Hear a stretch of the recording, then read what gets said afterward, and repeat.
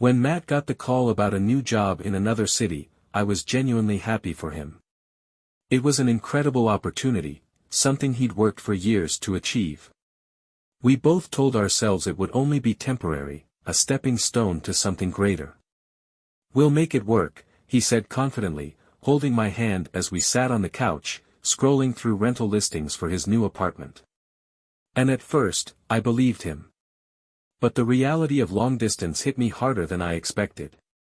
At first, Matt and I tried to maintain our connection with nightly video calls, cute care packages, and weekend visits when his schedule allowed. But as the weeks stretched into months, the effort started to wane. His texts became shorter, calls less frequent, and visits more rushed. It wasn't his fault, his new job demanded everything he had, and I understood that. But understanding didn't make the loneliness any easier to bear. Nights felt endless, my phone taunting me with its silence. I'd sit on the couch, scrolling aimlessly through social media, envying the couples who seemed effortlessly happy and close. During one of these lonely stretches, I reconnected with Ryan, an old friend I hadn't seen in years. We'd met in college and stayed loosely in touch, exchanging occasional messages and catching up when we happened to be in the same place. When he suggested grabbing coffee, I jumped at the chance for some company. Seeing Ryan again felt like a breath of fresh air. He had this way of making me laugh, of making me feel like I was the center of the world, even if just for a moment. "It's been too long," he said as we sat in the corner of a cozy cafe. "How are you holding up with Matt being away?" I hesitated, then admitted, "It's harder than I thought it would be. I feel disconnected." Ryan nodded, his expression understanding. "That's tough. But you're not alone, you know. I'm always here if you need someone to talk to." Ryan's words stayed with me, and over the next few weeks, we began to see each other more often. At first, it was innocent, a coffee here, a walk in the park there. But as the loneliness I felt with Matt deepened, so did my connection with Ryan. One evening, after an especially rough day, I texted Ryan on a whim. "Are you free? I need to talk." He replied almost instantly, "Always. Come over." I found myself at his apartment, curled up on the couch with a glass of wine, pouring out everything I'd been holding in, the frustration, the isolation, the fear that Matt and I were slipping away from each other. "You deserve to feel wanted," Ryan said softly, his gaze steady. And in that moment, something shifted. It wasn't planned. I didn't go to Ryan's apartment with the intention of betraying Matt. But when Ryan reached out and brushed a tear from my cheek, something inside me gave way. The kiss that followed was electric, a rush of emotions I hadn't felt in what felt like forever. For the first time in months, I felt seen, desired, alive. But as soon as it was over, the weight of what I'd done came crashing down. "I can't believe I just did that," I whispered, pulling away. Ryan looked at me, his expression a mix of regret and longing. "I'm sorry," he said. "I shouldn't have." "No," I interrupted. "It's not your fault. I let this happen." The next morning, I woke up with a pit in my stomach. Matt's face flashed through my mind, his easy smile, the way he used to look at me when we were together. I wanted to text him, to tell him I loved him, to try to erase what had happened with Ryan. But I couldn't bring myself to do it. Instead, I sat in silence, replaying the night in my head and wondering how I'd let things spiral so far out of control. In the days that followed, I tried to pretend nothing had changed. I still texted Matt good morning, still smiled through our video calls, still told him I missed him. But there was a distance between us now, one he couldn't see but that I felt acutely. Ryan, on the other hand, was impossible to avoid. He'd text me casually, as if nothing had happened, but every message felt like a reminder of what I'd done. "Hey, how are you? Thinking about you. Let me know if you need anything." I didn't know how to respond. Desperate for clarity, I turned to my best friend, Emma. She was the only person I trusted enough to share the truth with, even if I knew she'd judge me for it. As we sat in her living room, I spilled everything, the loneliness, the connection with Ryan, the guilt that was eating me alive. "Caroline," she said after a long pause, "you need to figure out what you really want. This isn't fair to Matt, or to yourself." Her words stung, but I knew she was right. As Matt's next visit approached, I felt the weight of my secret growing heavier. I didn't know how to face him, how to look him in the eye and pretend everything was fine. One evening, as we FaceTimed, he said, "I feel like you've been distant lately. Is everything okay?" I hesitated, then forced a smile. "I'm just tired. Work has been a lot." He nodded, but I could tell he wasn't convinced. The night before Matt was set to arrive, I found myself sitting in the dark, torn between the life I'd built with him and the fleeting sense of freedom I'd felt with Ryan. I knew I couldn't keep living in this limbo, but I didn't know how to move forward without breaking someone's heart, including my own. The night before Matt arrived felt like an eternity. Every creak of the house and every distant car passing by reminded me of the choice I was too afraid to make. I spent hours staring at the ceiling, replaying everything that had happened with Ryan, dreading the moment I'd see Matt in person. When Matt texted me, "Landing soon. Can't wait to see you," my stomach twisted.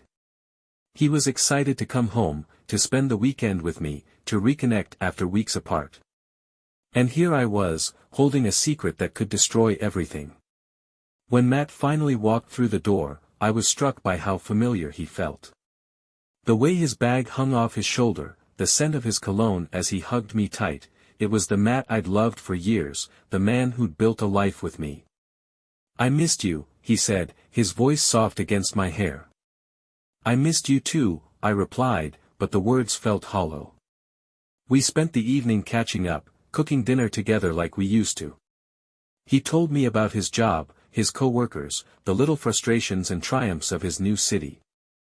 I listened, nodding and smiling in all the right places, but my mind kept drifting to Ryan. As the weekend went on, the weight of my guilt grew heavier. Matt was so kind, so thoughtful, going out of his way to make me feel loved and appreciated. And yet, every time he reached for my hand or kissed my cheek, I felt like a fraud. On Saturday night, as we sat on the couch watching a movie, he turned to me and said, "You've been quiet. Is everything okay?" My chest tightened. This was my chance to tell him the truth, to come clean about what I'd done. But the words caught in my throat. "I'm just tired," I said instead, forcing a smile. He didn't push me, but the look in his eyes told me he knew something was wrong. The next day, while Matt was out meeting an old friend, I found myself walking through the park near my apartment. I thought the fresh air might clear my head, but instead, I ran into Ryan. "Caroline," he said, his expression a mix of surprise and something deeper. "I wasn't expecting to see you." "Neither was I replied, my voice barely above a whisper. We stood there for a moment, the silence heavy with everything we weren't saying. "How are you?" he asked finally. "I don't know," I admitted. "Matt's here, and it's complicated." Ryan nodded, his gaze steady. "I get it. But you need to figure out what you want, Caroline. You can't keep living like this."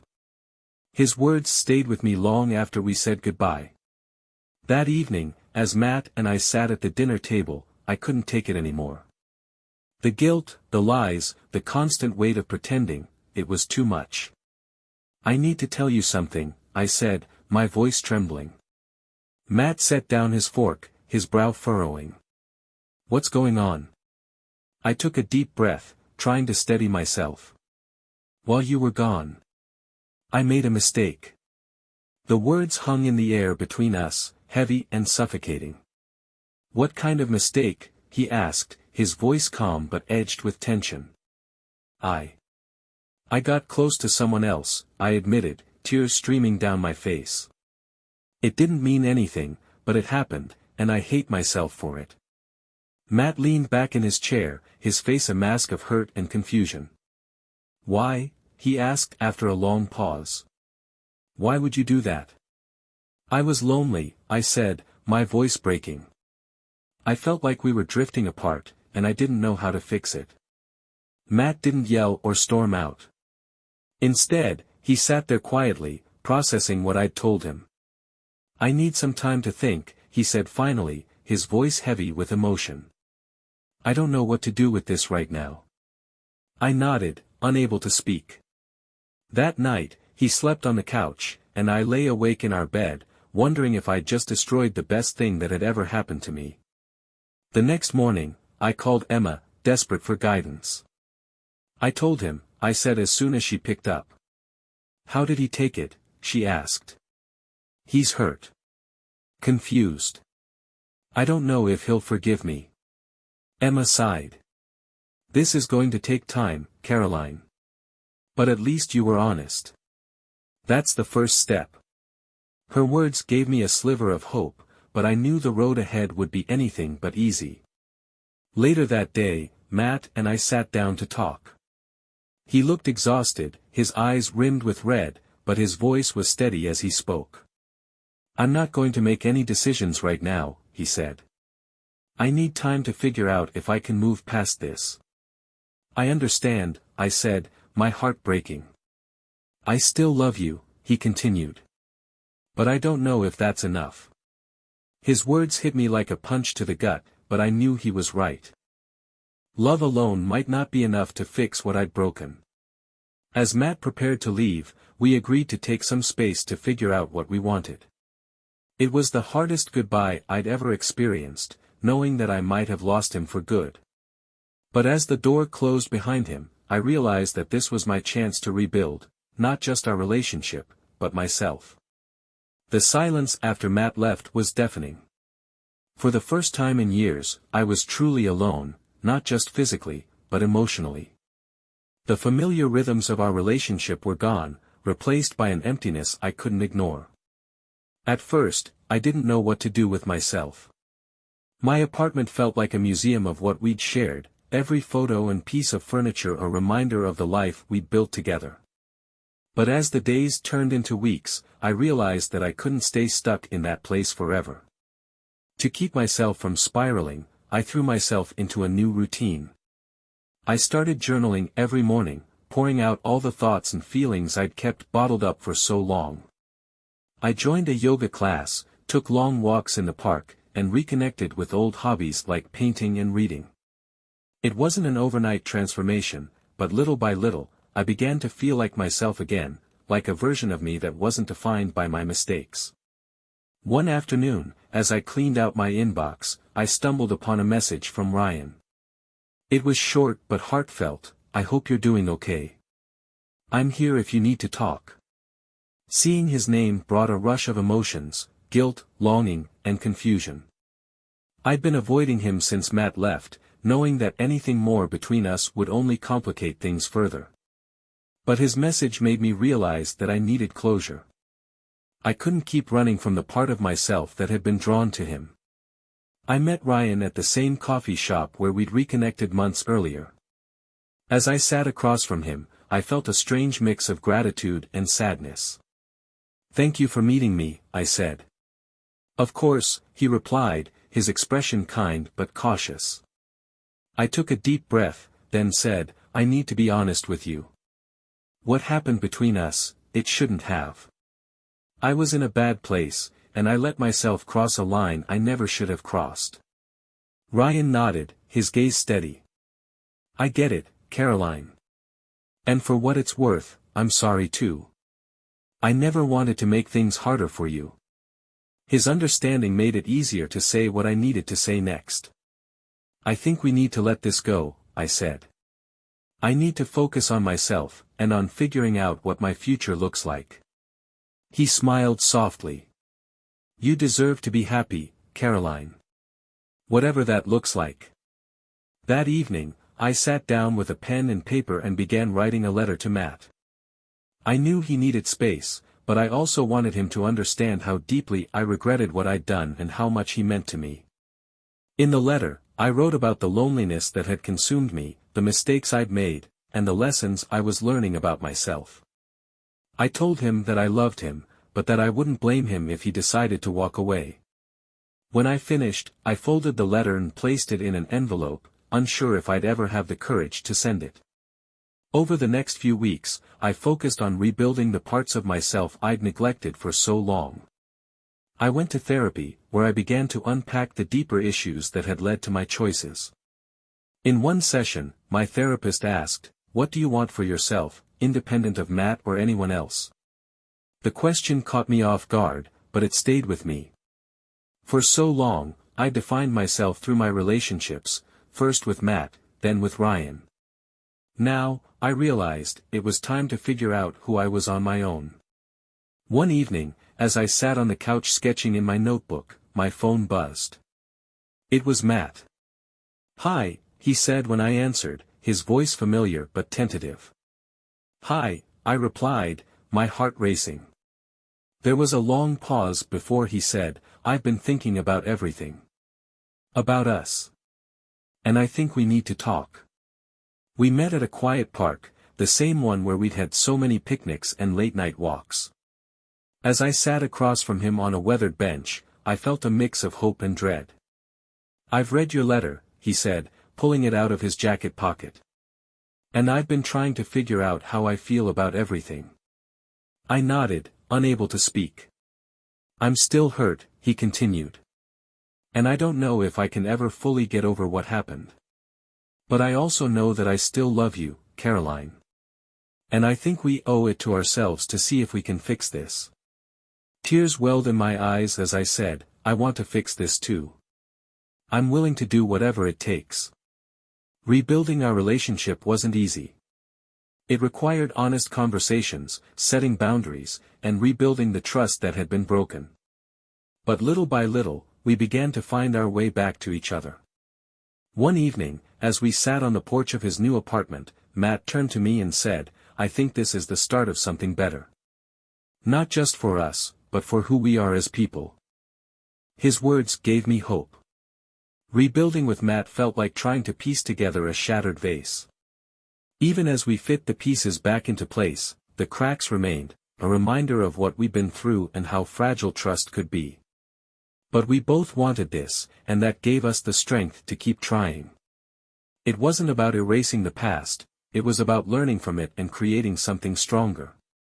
The first few weeks were filled with difficult conversations. Matt needed to understand what had led me to betray his trust, and I needed to give him the space to express his pain. One evening, as we sat in his apartment, he asked, "Why didn't you tell me sooner? Before it got to this point?" His question cut deep, but I owed him the truth. "I was afraid," I admitted. "Afraid of losing you, but also afraid of facing the fact that I wasn't happy with how things were." Matt nodded, his expression pensive. "I guess I wasn't paying attention to how much you were struggling. I thought we could just coast through this long-distance thing, but I didn't realize how hard it was for you." His acknowledgement of his own part in our struggles was unexpected, and it gave me a glimmer of hope that we might actually get through this. One of the first steps we took was going to therapy together. Sitting in that room with a third person listening to our pain felt vulnerable and, at times, excruciating. In one session, Matt said, "I want to trust you again, but I don't know how to get there." Our therapist leaned forward, her voice gentle but firm. "Trust is rebuilt through consistent actions over time. It's about showing, not just saying, that you're committed to this relationship." Her words became our mantra. I focused on being present, on showing Matt through my actions that I was willing to do the work. One of the most important things we learned in therapy was the importance of connection. It wasn't enough to say, "I love you," or spend time together, we needed to make sure we were really seeing and hearing each other. We started small. Weekly check-ins where we'd ask questions like, "How are you feeling today?" and "What can I do to support you right now?" At first, it felt awkward, like we were following a script. But over time, those conversations became second nature, and they helped us rebuild the intimacy we'd lost. Amid the hard work, there were moments of joy that reminded us why we were fighting for this relationship. One weekend, we decided to revisit the spot where we'd had our first date, a tiny diner with the best milkshakes in town. Sitting across from Matt in that familiar booth, I felt a spark of the connection that had first drawn us together. "I forgot how much I love this place," Matt said, taking a sip of his chocolate shake. "Me too," I replied, smiling. Moments like these reminded us that our relationship wasn't just about the pain, it was also about the love and laughter we'd shared along the way. Despite our progress, the shadow of what I'd done still lingered. There were moments when Matt would withdraw, his mind clearly elsewhere, and I knew he was thinking about Ryan. One evening, I asked, "Do you want to talk about it?" He hesitated, then said, "Sometimes I wonder if I'm enough for you. If I ever was." His vulnerability broke my heart. "Matt, you are enough. You've always been enough. What happened wasn't about you, it was about me and the mistakes I made when I felt lost." He nodded, his eyes filled with unshed tears. "I want to believe that," he said softly. As the months went on, we continued to make progress. There were setbacks, of course, moments when old insecurities resurfaced or when the weight of our history felt overwhelming. But we learned to face those moments together, rather than letting them pull us apart. One night, as we sat on the couch watching a movie, Matt reached for my hand and said, "I think we're going to be okay." "I think so too," I replied, smiling. Rebuilding our relationship didn't just bring us closer, it also deepened our understanding of what love really meant. It wasn't about perfection or never making mistakes. It was about showing up for each other, even when it was hard. One evening, as we walked through the park, Matt said, "I think we've built something stronger than what we had before." I nodded, feeling a surge of gratitude. "I think so too." As we began to talk about the future again, it felt like a fresh start. We discussed our dreams, our goals, and how we could support each other in making them a reality. "Do you think we'll ever move past this completely?" Matt asked one evening. "I don't know," I admitted. "But I think we've already proven that we're stronger than our mistakes." He smiled, pulling me into a hug. "I love you, Caroline. And I'm glad we're still fighting for this." "I love you too," I replied, my heart full. The journey to rebuild our relationship wasn't a straight path. There were still moments of doubt, occasional setbacks, and days when the weight of our past felt heavier than others. But as Matt and I worked through each challenge, something remarkable happened. We became stronger, not just as a couple, but as individuals. We learned that love isn't about avoiding mistakes or hardships. It's about choosing each other, even when it's hard, and building a life that's grounded in trust, respect, and understanding. One of the things that helped us heal was rediscovering the joy in simple moments. We stopped taking each other for granted, finding ways to show appreciation for even the smallest gestures.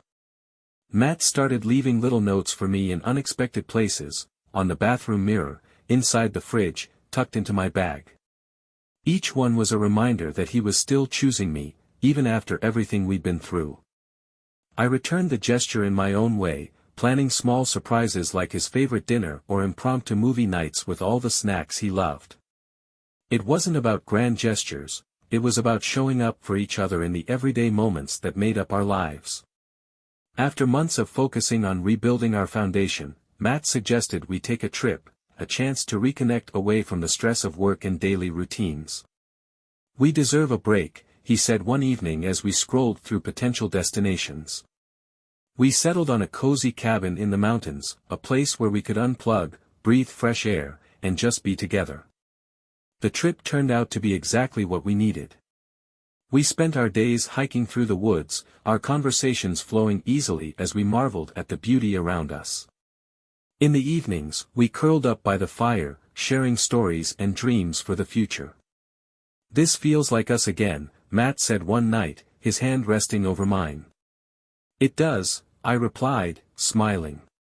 Despite the progress we'd made, life had a way of throwing curveballs. Matt's job became more demanding, requiring longer hours and frequent travel. Meanwhile, I faced challenges at work that left me feeling drained and uncertain about my career path. "We're going to get through this," Matt said one evening as I vented about my frustrations. "We just need to lean on each other." His support meant everything, and it reminded me of how far we'd come. Instead of letting stress drive a wedge between us, we worked together to find solutions, whether it was carving out time for date nights, talking through our worries, or simply being there for each other when things felt overwhelming.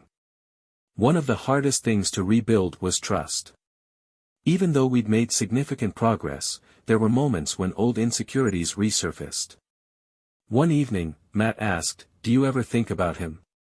His question caught me off guard, but I knew he deserved honesty. "Not in the way I used to," I said.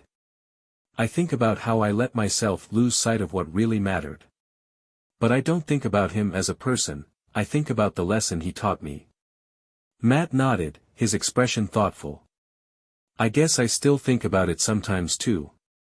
Not because I don't trust you, but because I don't want us to end up back in that place." "We won't," I said, taking his hand. "We're not the same people we were back then." As we continued to rebuild, we began to talk about the future in a way that felt exciting rather than daunting. One evening, as we cooked dinner together, Matt said, "I've been thinking about buying a house." "A house?" I repeated, surprised. "Yeah," he said, smiling. "Something that's ours, a place to start fresh." The idea filled me with a mix of excitement and nerves, but I knew it was the right step for us. Over the next few months, we poured ourselves into the process, searching for the perfect place that felt like home. When we finally found it, a charming little house with a big backyard and plenty of natural light, it felt like a symbol of everything we'd been working toward. Moving into our new home felt like a fresh start in more ways than one. We celebrated the milestone with a small housewarming party, inviting close friends and family to share in our joy. As we stood in the living room, surrounded by people who had supported us through our journey, Matt raised a glass. "To new beginnings," he said, his gaze meeting mine. "To new beginnings," I echoed, feeling a surge of gratitude for how far we'd come. With the stability of our new home, Matt and I began to dream about what our future might look like. We talked about the possibility of starting a family, traveling to places we'd always wanted to see, and continuing to grow as individuals and as a couple. One evening, as we sat on the porch watching the sunset, Matt said, "I think we're going to be okay." "I know we are," I replied, smiling. In that moment, I realized that while the road to get here had been anything but easy, it had been worth it. Settling into our new home felt like the start of a new chapter, not just for Matt and me, but for the life we were building together. Every corner of the house, from the cozy reading nook in the living room to the small garden in the backyard, felt like a reflection of us, a little imperfect, but full of potential and love. We were no longer just fixing what had been broken, we were creating something new. One of the things I came to cherish most about our life together was the simplicity of our daily routines. Saturday mornings became our favorite time of the week. We'd wake up late, make pancakes in the kitchen, with Matt inevitably burning the first batch, and sit on the porch with mugs of coffee, talking about anything and everything. "It's the little things," Matt said one morning, taking a sip of his coffee. "They matter so much more than I ever realized." His words stayed with me, a reminder of how far we'd come. With our relationship stronger than ever, we decided to tackle something we'd always talked about but never had the courage to do: travel. Our first big trip was to Greece, a place Matt had always dreamed of visiting. Walking through the ancient ruins, soaking in the vibrant blue of the Aegean Sea, and sharing meals at tiny family-owned restaurants felt like a celebration of everything we'd worked for. One evening, as we watched the sun set over Santorini, Matt turned to me and said, "I never imagined I could be this happy again." "Me neither," I replied, smiling.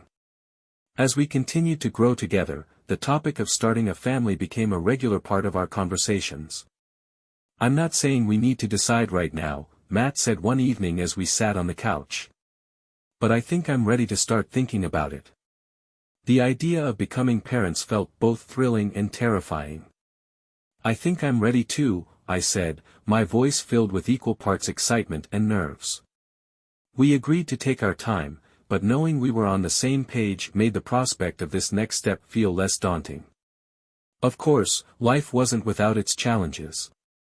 Work stress, financial planning for the future, and the occasional miscommunication still tested us. But instead of letting these challenges drive a wedge between us, we used them as opportunities to strengthen our partnership. One evening, after a particularly stressful day at work, I vented to Matt about a difficult client. He listened patiently, then said, "You've got this. And if you need a break, I'll make dinner tonight." His support, even in the smallest ways, reminded me of how much we'd grown as a team. While we rarely talked about what had happened with Ryan anymore, there were still moments when the memory would resurface, like an old scar that ached when the weather changed. One evening, as we lay in bed, Matt said, "I've been thinking about everything we've been through. Sometimes it still hurts, but I think that's okay. It reminds me of how much we've overcome." His honesty took me by surprise, but it also filled me with gratitude. "I think it's okay too," I said. "Because it brought us here."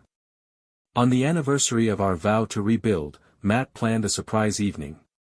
He took me to the park where we'd had our first picnic, setting up a blanket and a basket filled with all my favorite foods. "I wanted to celebrate us," he said, pouring a glass of wine. As we sat under the stars, reminiscing about our journey, I realized how far we'd come, not just as a couple, but as individuals who had fought to become better for each other and for ourselves. "I'm proud of us," I said, my voice filled with emotion. "So am I," Matt replied, taking my hand. With each passing day, I felt more excited about the future we were creating together. Whether it was planning our next adventure, dreaming about the family we might someday have, or simply enjoying the life we'd built, everything felt full of possibility. One evening, as we stood in the backyard watching the fireflies dance in the twilight, Matt said, "I think this is just the beginning." "I think so too," I replied, smiling. In that moment, I realized that while our story had been filled with challenges and heartache, it was also a testament to the power of love, forgiveness, and resilience. Years passed, and with each one, Matt and I grew stronger, not just as a couple, but as individuals who had weathered storms together and come out the other side. Our life wasn't perfect, but it was ours, built on a foundation of love, trust, and a shared commitment to keep choosing each other every single day. As we reflected on our journey, we couldn't help but marvel at how far we'd come. From the brokenness that nearly tore us apart to the joy and fulfillment we'd found in rebuilding, our story was one of resilience and growth. The biggest milestone in our journey came on a crisp autumn morning when we welcomed our daughter into the world. Holding her for the first time, I was overwhelmed by a sense of love and gratitude that I couldn't put into words. Matt sat beside me, his eyes filled with tears as he cradled her tiny hand in his. "She's perfect," he whispered. "She is," I agreed, my heart full. Becoming parents brought a new layer of depth to our relationship. The sleepless nights and endless diaper changes tested us in ways we hadn't anticipated, but they also brought us closer. "We're a team," Matt said one night as we rocked her back to sleep for the third time. "We've got this." His words became our mantra as we navigated the joys and challenges of parenthood together. As our daughter grew, we became intentional about the lessons we wanted to teach her, lessons shaped by our own experiences. One evening, as we sat at the dinner table, she asked, "How do you and Daddy love each other so much?" Matt and I exchanged a glance, smiling. "We work at it," he said. "And we always try to listen to each other," I added. Her curiosity reminded me of how important it was to model the kind of love we wanted her to seek in her own life, one built on respect, kindness, and the willingness to grow together. With our family growing and our bond stronger than ever, Matt and I began to think about the legacy we wanted to leave behind, not just for our daughter, but for ourselves. We started documenting our journey in a journal, filling its pages with memories, lessons, and reflections on the life we'd built together. "This is for her," Matt said one evening as we added another entry. "So she knows how much she's loved and how hard we worked to build this life." His words filled me with pride and a deep sense of fulfillment. On our 20th anniversary, we sat on the porch of our home, the same place where we'd had so many heart-to-heart conversations over the years. "I can't believe it's been 2 decades, Matt said, his voice filled with awe. "Me neither," I replied, smiling. "But I wouldn't change a thing." We spent the evening reminiscing about the highs and lows of our journey, the moments that had tested us, the choices that had brought us back together, and the love that had carried us through it all. As Matt and I looked ahead to the future, we felt a sense of excitement and hope. There were still dreams to chase, adventures to embark on, and milestones to celebrate. But more than anything, we were grateful for the life we'd created, a life that wasn't perfect, but was full of love, laughter, and meaning. "We've done well," Matt said one evening as we watched the sunset, our hands intertwined. "We have," I agreed, smiling. "And the best is yet to come." In that moment, I knew that while our story had its share of heartbreak and mistakes, it was also a testament to the power of love, forgiveness, and the unbreakable bond we built together. As I sat down to write this, reflecting on everything we've been through, I realized that our story isn't just about us. It's about the choices we make, the lessons we learn, and the strength we find when we refuse to give up on each other. Our journey hasn't been easy, but it's been worth every tear, every hard conversation, and every moment of doubt.